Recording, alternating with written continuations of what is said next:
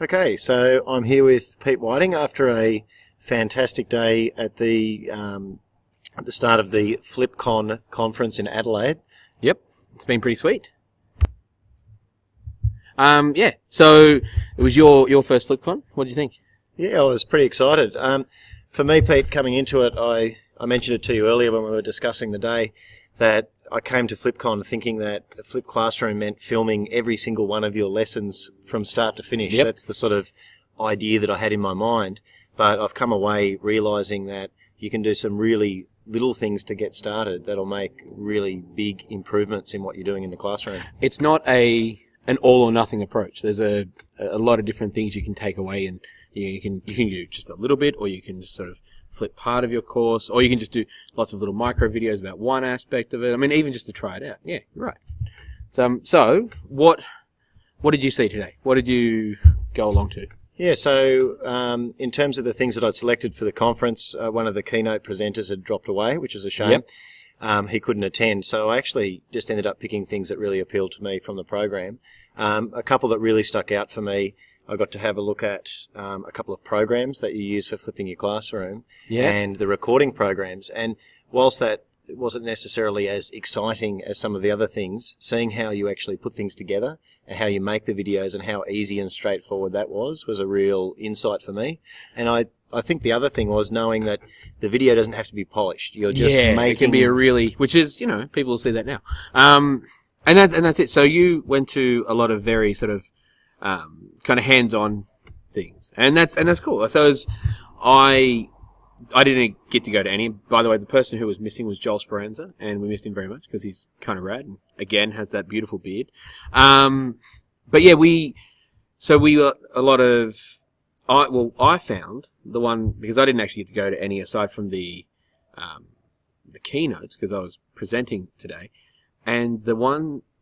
I guess kind of like you just said, right? So they weren't the most glamorous or the interesting, flashy ones. They were very straightforward. The one which I did today, which again I did at the previous one, it seems to be the one that it's the one that people talk about afterwards, was the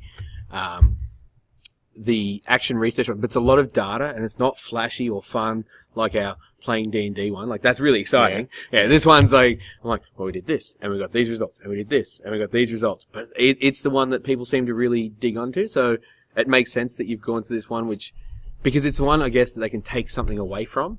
Whereas you've gone to one that you're like, oh, it's not the sexy one. It's the how to do a thing, not the big big theme of, we should be changing the world.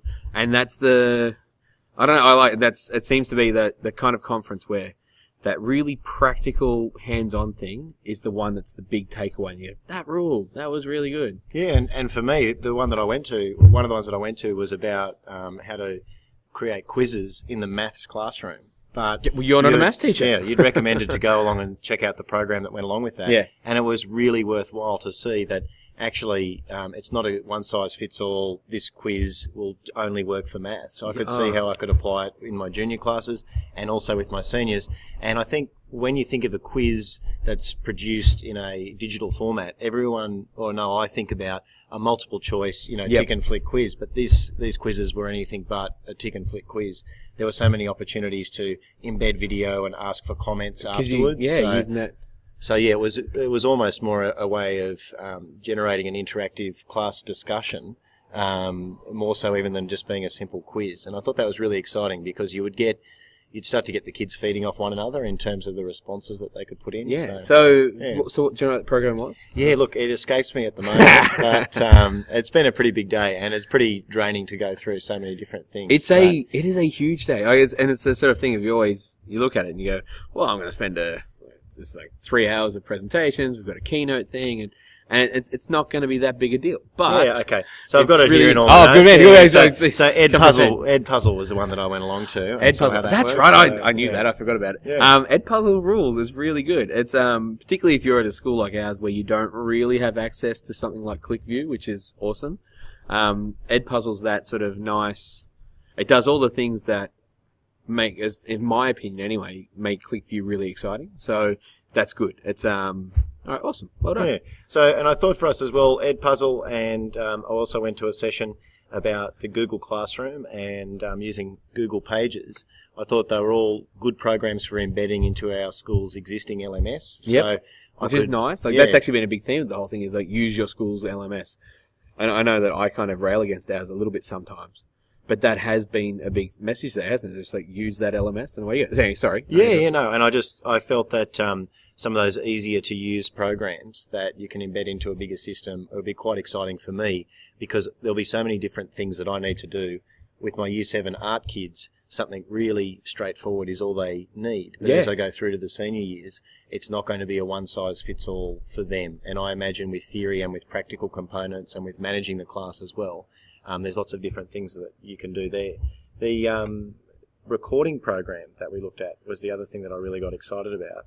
And again, brain drain from the day. Was it Screencast-O-Matic? Yeah, Screencast-O-Matic. Which we're using right now. Yeah. So when I saw Screencast-O-Matic for the first time, I thought the applications for that in sitting down and getting a student work sample and showing the students, recording a formal assessment of an essay for the students and highlighting and taking your time to go through what a good paragraph structure is for their essay, what a good introduction is, and having all of that learning done before they come in to start writing their essays would be a really good way that I could apply what we've been learning straight away. Oh, we talked about that before.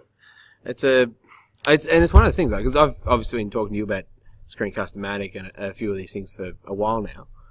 But I guess this has been that first time for you to actually get to sit down with a lot of this stuff without all of the other pressures from school sitting. Oh, you sort of you're not sitting there going, oh, all right, he's got like 5 minutes to show me this, then I've got to go finish my reports or whatever I have to do, and that you don't quite have that the same way as you would when we try and go through the stuff at school. So that's been good. It's Yeah, and I think as well, it's great to work with your colleagues, and I know that at the school, whenever we do PD and we see what other people are doing, that's a really good opportunity. It is, but there's no substitute really for seeing something, spending an intensive day working with. Today I would have heard from 8 or 9 different presenters, and to see all those different approaches and how I think the common thing that I got from everybody was their passion for what is the best outcome for kids in the classroom. And how are you going to maximise their time as learners? Yes. And the few negative questions that you heard, they really did, they sounded negative because they weren't based on what's best for students or what's best for your classroom environment. They were based on workload and all sorts of things. Which made sense, yeah. Well, I mean, that's a real problem with it. I actually, and one of those ladies who did seem to ask quite a negative question, I ended up catching up with her afterwards. She came to one of my presentations, and she was having that context, which was more than just the 5-second, here's my question that sounds a bit harsh, or, was really good. Like, it's obviously, it came from a different place of someone that she was actually one of these people who has been doing this for a while, but has just hit a wall with her next step, and it's this sort of frustration. And that makes sense. So, I don't know, it's a good vibe. It's last year's FlipCon, which I went to with John, was really good. But this one seems to be better. I didn't notice this at the other Gold Coast one, but at this one I'm really noticing that it is all teachers and it is teacher driven. I mean, there are other people here, like you've got Rupert Denton from ClickView, and he seems fairly awesome, and they're coming from the right place. But the last one, and it makes sense, it was the first FlipCon in the country, so obviously it would have been hard to get so many teachers on board to present. There was more of a corporate angle to it. And again, not because it was a big corporate thing, and obviously there's corporate sponsorship to it, and that's fine, but there seemed to be a few more people there presenting things, trying to sell you stuff for their company. Whereas this year, it's just like, who was the... Yeah, I was going to say, that was part of our keynote address. We looked at that whole idea of making sure that you don't put the cart before the horse in terms of technology. So not letting technology drive what you do in the classroom, but what you do in the classroom, the technology should be the thing that you are using to do what's best in the classroom. Exactly, yeah. That's obviously where people have arrived at with their journey in the flipped classroom, is that they've got the right equipment now to do it. So it's not about the equipment anymore. That excitement's passed, and we've worked out the tools, and not all of us have, obviously, but we're working out the tools, and there's that natural attrition where, there's 15 different... Well, I mean, actually, there's one like Edpuzzle, sort of, it was called Educanon, and there was also Zaption and a couple other things, and they've all been, like the market couldn't hold that many, so they all rolled into one, and I think it's called PlayPosit now, and it's a pretty sweet deal. But there's, that what did Rupert call it? The Cambrian. Oh, I should know this as a science teacher. Not Cambrian explosion, the Cambrian extinction event. That's right. I just finished teaching a unit on evolution. So there was that sort of where it all hits a point, bottlenecks, and then goes. These are the few remaining tools, and everyone can be a bit calmer now, and we go, all right, this is the thing, we give it a bash, and it's not always the best one that survives, but it seems to be the one that most people go with, and it also leads to changes. I mean, again, I spoke a bit about ClickView recently with how much I really dig it, but it's a piece of software or a tool, and again, it's only a tool, but it's a tool that's better than it was a year ago, or even longer, whenever it was we last tried it. But that's because they seem to be listening to teachers, and that seems to be their focus. So yeah, that's exciting. But like this whole thing has been very much a move away from all these groups here to sell you something, which it was last year. No, it wasn't that last year, but there was some of that. To it's just teachers who are really passionate, really excited about what they're doing, and mostly just want to share it. Like there's not a lot of sort of self-aggrandizing people putting videos out on the internet for everyone to have a look at and see, hey, check out me. Yeah. But, it's there.